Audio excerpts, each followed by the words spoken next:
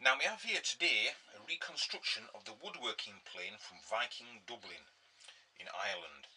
It's about the 10th century, and as you can see it's made from a converted tree branch and is quite crude. It has a zoomorphic head which looks a bit like a dragon or something of that ilk.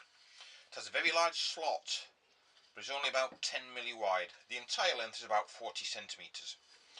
And as you can see, even though it is quite a badly designed and made device, it does actually work. And it will remove material.